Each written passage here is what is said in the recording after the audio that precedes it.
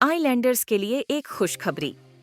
अब सर्जरीज के लिए नहीं जाना पड़ेगा आप लोगों को, आइलैंड से बाहर नहीं करना पड़ेगा ज़रूरत से ज़्यादा पैसे खर्च, क्योंकि अब अपोलो क्लिनिक 11 चरमा में आ चुका है मॉड्यूलर ओटी और आईसीयू फैसिलिटीज, जहां पर सारी सर्जरीज एंड ट्रीटमेंट अवेलेबल हैं।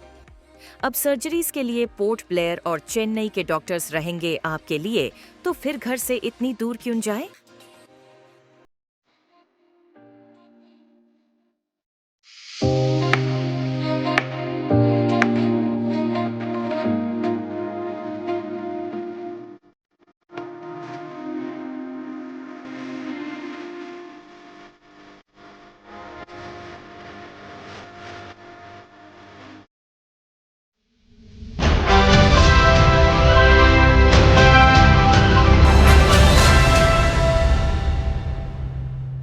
कभी तैयार है? हाँ,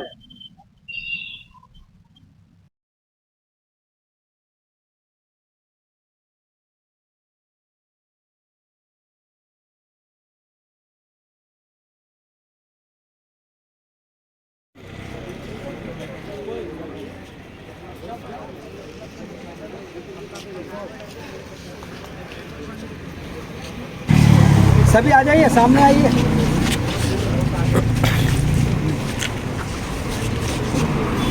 अभी हम लोग जो डेलीगेशन गए थे, सबसे पहले एडिशनल पीसीसीएफ संदिल सर से मुलाकात हुई हमारी, ठीक है।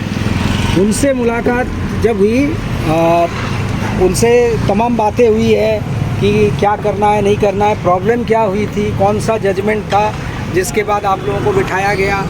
तो थोड़ी बहुत उलझन ये हुई थी कि उनका कहना था उनको बिठाएंगे, वो जो बेरोज़गार हो जाएंगे तो कल उनको लेके आप आएंगे, ऐसी बातें हुई। तो उनको डिटेल किया गया कि यहाँ मुद्दा ये है सर कि सभी का चूल्हा रोटेशन वाइज जल रहा था, ठीक है। 6-6 महीने जो ले रहे थे रोटेट हो रहा था, और ये रोटेशन उस जजमेंट पे आके अचानक से रुक गया, और तमाम मजदूर जो थे वो अब घर बैठ गए हैं। 1.5 साल से अधिक हो गया, 1.5 साल से अधिक हो चुका है आप लोगों को, है ना। तो सर ने पॉजिटिवली कहा कि इसको हम एग्जामिन करेंगे। लीगल सेल है हमारा जो वंशधन के, लीगल सेल में इसको डिस्कशन करेंगे और क्या करना है आपको कम्युनिकेट करेंगे, बताएंगे। और उन्होंने कहा कि उसके बाद पीसीसीएफ सर से मुलाकात करना है। हमने पीसीसीएफ साहब से मुलाकात की, उनसे हम 10 लोग जाके मिले थे, लेकिन पीसीसीएफ साहब के पास हम 5 लोग गए थे। 5 लोगों ने मुलाकात की, उनको अपना ज्ञापन सौंपा या जो पत्र था हमने दिया, फिर उनको हमने समझाया। काफ़ी देर तक उनसे चर्चा हुई। उसके बाद एडिशनल पीसीसीएफ साहब वो भी आ गए, संगीत सर भी आ गए। फिर उनको समझाना पड़ा आपकी तकलीफ़ें क्या हो रहा है इस वक्त में और क्या मुद्दा है, क्या मुद्दा है। तो हमने कहा है कि कल हम उनको लेके नहीं आएंगे और आज आपको लेके आने की मुझे ज़रूरत भी नहीं थी। अगर वो पहले सिस्टम में चला होता तो शायद आप लोग कोई आते ही नहीं, है ना। हमें ज़रूरत नहीं पड़ती कोर्ट में जाना, कोर्ट केस करना, कोई ज़रूरत नहीं होती। लेकिन अब उनके कारण से कहा गया है कि सबको, बाकी जो रोटेट हो रहे थे इतने साल से उनको बैठा दो, केवल अभी जो उनका मेंबर है उन्हीं को कंटिन्यू करो। और मेंबरशिप जो है वो भी जो है गलत तरीके से दिया गया है ना। 100 का अपना पिटीशन में कुछ आंकड़ा बताया, उसके बाद में 27 अक्टूबर 2023 को पीसीसीएफ को यहाँ पे साहब को ला करके उन्होंने 2 बार एडिशनल लिस्ट सबमिट किया। तो हमारा कहना है कि एडिशनल लिस्ट पहले कहाँ था, मेंबरशिप कहाँ था, यूनियन क्या चाह रहा था, ये जो यूनियन सो कॉल्ड यूनियन है ये क्या चाह रहा था एक्चुअली, कि भाई जो पुराने हैं आप लोग 20 साल से कर रहे हो, 21 साल से कर रहे हो, 17 साल से, 10 साल 12 साल हो गया, आपका चूल्हा बंद हो जाए और उसका कलेक्शन चले, और कलेक्शन के चलते ही ये सब हुआ है ना। आप लोगों को तो मेंबरशिप देने नहीं आए। जैसे ही देखा गया कि कोर्ट का एक जजमेंट आया है कि इनके मेंबर को कंटिन्यू किया जाए, तो इनके मेंबर का मतलब था जो पिटीशन में जिक्र किया था वो मेंबर को कंटिन्यू करना था। एडिशनल फिर लिस्ट कैसे आ गया? सितंबर महीने का पीसीसीएफ के ऑफिस से उसमें मेंशन है जो कोर्ट में जो हलफनामा दिया डिपार्टमेंट ने, उसमें मेंशन है कि इन्होंने क्या क्या गलत किया है। सितंबर का लिस्ट 2 बार सबमिट हुआ है, कुछ लोगों का एक बंच में आया सितंबर का, फिर दोबारा जब बंच देने आए मेंबरशिप का, उसमें फिर सितंबर का था। भाई जब सितंबर का आप काटते हो रिसीप तो एक ही बार में तो ख़त्म हो जाता है, अक्टूबर आ जाता है, फिर तो अक्टूबर का रिसीप काटा जाता है ना, फिर अक्टूबर ख़त्म हो जाता है, नहीं को नवंबर का काटा जाता है। तो सितंबर का आपके पास पेंडिंग कैसे रह गया? इस चीज़ को पकड़ लिया कि किन्होंने, वंशधर ने, उन्होंने जो जिक्र किया उसमें, ठीक है, डिपार्टमेंट ने। तो इस तरीके से अंधेरे में रख के आई वॉश करके डिपार्टमेंट को इन्होंने अपने लोगों को कंटिन्यू करवाया। और मैं बोलता हूँ अपना और पराया लोग क्या होता है यूनियन के लिए? यूनियन के लिए मजदूर मेरे अपने होंगे ना। अगर मैं मजदूर का लीडर हूँ, अगर मजदूरों का लीडर हूँ तो मैं एक चाह सकता हूँ कि ये मजदूर का चूल्हा बंद करूँ और उसका जलाऊँ, तो फिर मैं किस बात का मजदूर का लीडर हूँ? हम किस बात के मजदूर के लीडर हैं, है ना? और मेंबर अगर आपके पुराने होते, वो पुराना मेंबरशिप दिए होते तो समझ में आता था कि आपसे बहुत सालों से आपकी यूनियन से जुड़े हुए हैं, आपको उनका हित देखना होगा, समझ सकता हूँ। लेकिन सभी को पता है, दुनिया को पता है, लोग भी बोल रहे हैं कि मेंबरशिप किस तरीके से दिया गया। तो हमारा तो यही कहना, यही अनुरोध किया आप लोगों को भी पता होगा, आप बात कर सकते हैं जो साथ में गए थे, क्या बातें हुई और क्या आश्वासन दिया। आश्वासन यही दिया कि इसको रिव्यू करेंगे, एक बार हम देखेंगे, लीगल सेल में बात करेंगे, उसके बाद इम्प्लीमेंट करेंगे। तो इसीलिए मेरा अनुरोध है आप सभी से, बाकी जो भी आप लोगों के करीब है या जुड़े हुए हैं तमाम मजदूर भाइयों को ये बताना कि ऐसे लोगों से, ऐसे सो कॉल्ड यूनियन से सावधान रहना, ठीक है। देखिए मानसिकता बड़ी चीज़ होती है, मानसिकता से पता चलता है ये व्यक्ति अच्छा है या बुरा है ना। आप अगर देखोगे, मान लो आपके कोई दोस्त है, मित्र है, ठीक है, आपने उससे मित्रता कर ली है, लेकिन आप देख रहे हो वो हर दिन किसी को एक झूठ बोलकर उससे पैसा ले रहा है। हाँ, आज मेरा माँ बीमार है, कल मेरा भाई बीमार है, तो वो आपसे नहीं ले रहा है, हालांकि आपसे नहीं ले रहा है, लेकिन आपको उस वक्त सावधान हो जाना चाहिए कि ये आदमी गलत है, ये आज सभी को इस तरह कर रहा है। तो मैं इसीलिए बोल रहा हूँ, जो व्यक्ति, जो संस्था, जो संगठन इस तरीके से काम करता है, जिसके काम करने का तरीका और सोच इस तरीके का है, उससे जुड़ना है कि नहीं जुड़ना है, उनकी बातें आप मानना है कि नहीं मानना है, वो आप लोगों के ऊपर है, ठीक है, वो आप लोग सोचिएगा। आप लोगों ने देखा है कि जो भी बातें होती है तमाम आप लोगों को पता चल जाती है, कुछ छुपा के बात नहीं होती है। कई संगठन में नहीं होता है, केवल वही जानते हैं, आप पूछ भी नहीं सकते, है ना। आप पूछोगे तो आपको दफ्तर से बाहर भगा देते हैं, ये भी हमने सुना है, ठीक है। तो ओवरऑल चलिए, इतना आश्वस्त किया गया कि हम जल्दी कम्युनिकेट करेंगे, लीगल सेल से डिस्कशन करेंगे, इस पर विचार करेंगे।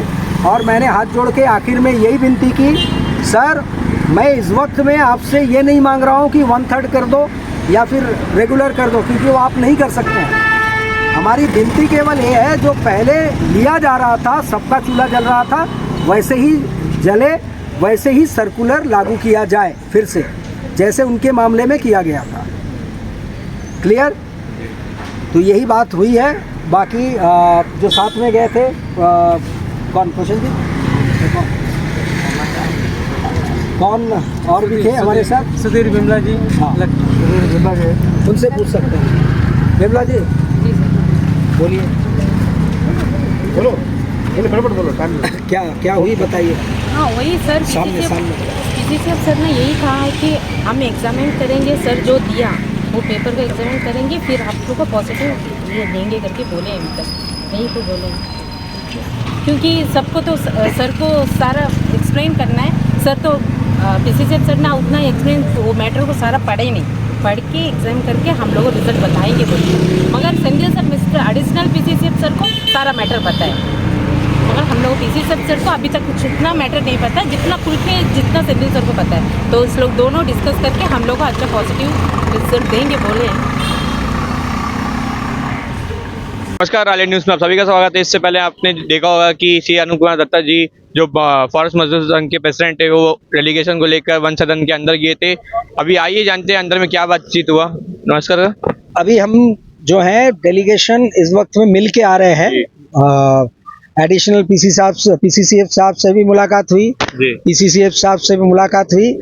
हमने principal chief conservator of forest उनको भी अपना ज्ञापन जो है मजदूरों के बिहाफ में सौंपा और एडिशनल पीसीसीएफ साहब को भी हमने ज्ञापन सौंपा।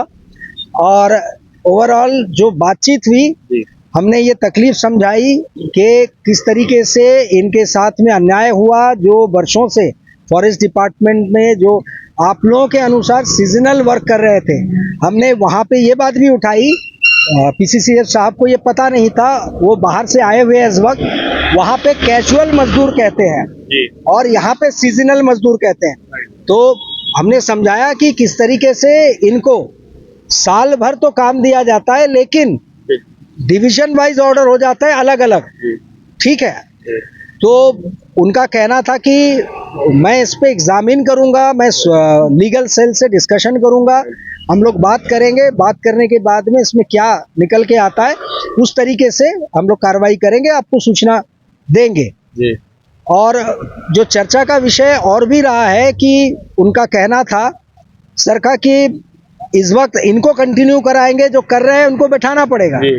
तो हमने उनको समझाने का प्रयास किया कि वो लोग जो है जिनको रोटेशन वाइज लिया जा रहा था वो दाखिल होते ही ये यूनियन जो है, यूनियन ने ये सारा कुछ किया कि उनका मेंबरशिप कटवा के इनके मेंबर को कंटिन्यू किया जाए, ये कोर्ट ऑर्डर ने कहा था।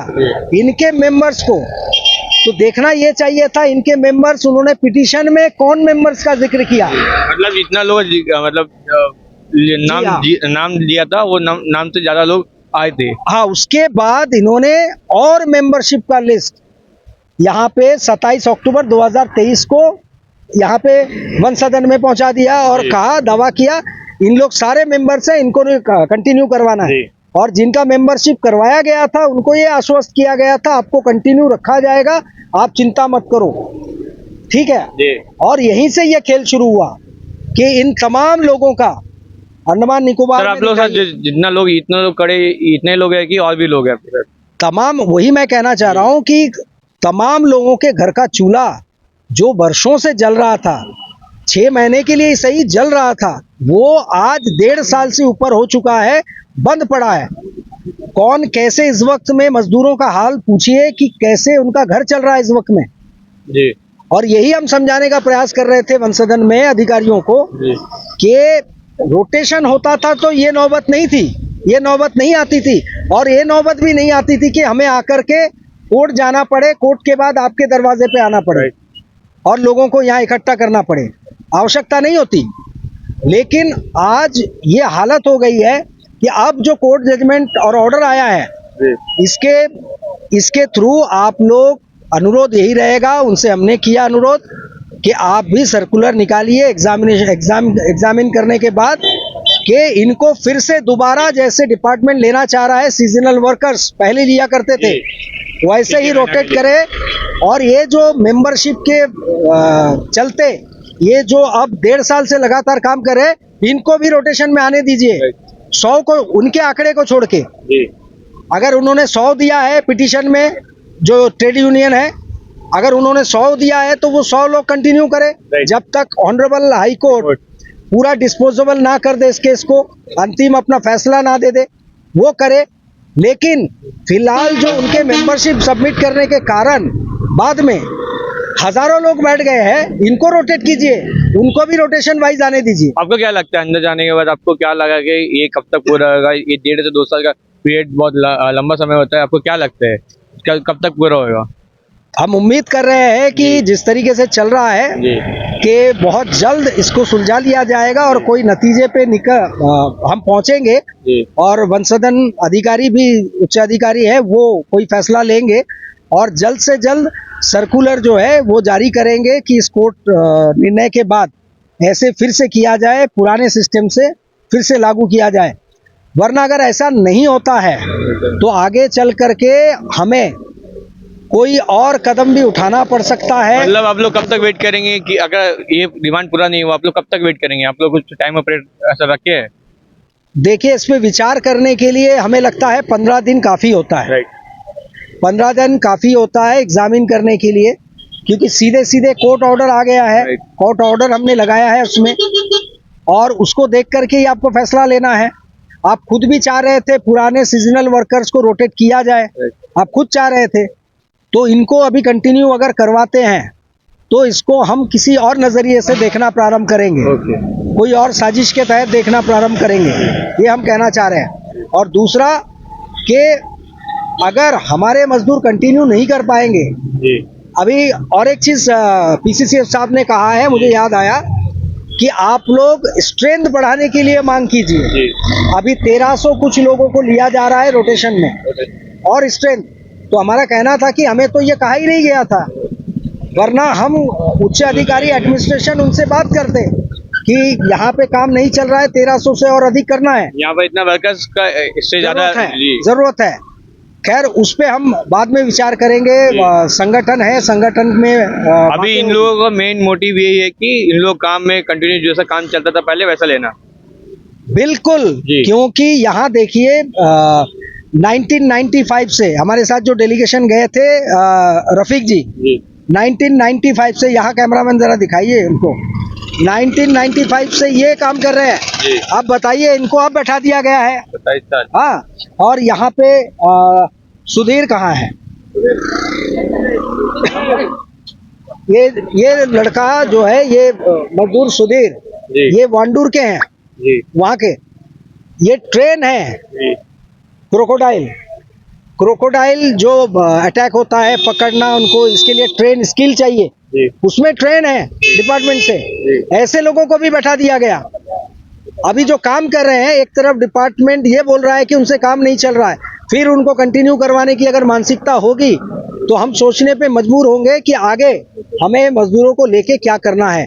लेकिन हम उम्मीद रखते हैं जो रिश्ता इस वक्त हमारे साथ है, जिस तरह के वातावरण में हमारी बातचीत हुई वन सदन में, सर लोग जो है वहाँ के अधिकारी वो उस नज़रिए से और इंसानियत पे जी गौर करेंगे, इंसानियत के साथ, कि वाकई में हमारे इन मजदूरों के साथ अन्याय हो रहा है और हमें फिर से दोबारा इनको बहाल करना है। वैसे ही सीजनल जैसे रोटेशन वाइज होता था, जी।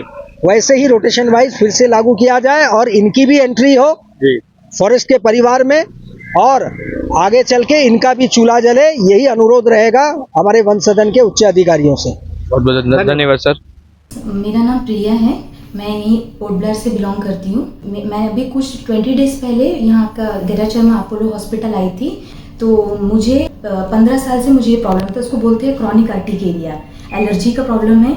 ये प्रॉब्लम मतलब मेरा लाइफ को एकदम से स्पॉइल कर दिया था, मतलब मेरा जीने का मन ही हट गया था ये, क्योंकि मैंने ये प्रॉब्लम को लेके हॉस्पिटल बैंगलोर, फिर मैंने केरला, फिर चेन्नई हॉस्पिटल, मैंने हर जगह पे दिखाया, लेकिन मुझे इसका ट्रीटमेंट नहीं मिला था। मैंने भी मतलब छोड़ दिया था कि अब लिवोसिट्राजिन खा के मुझे जीना है। डेली लिवोसिट्राजिन मुझे लेना रहता था।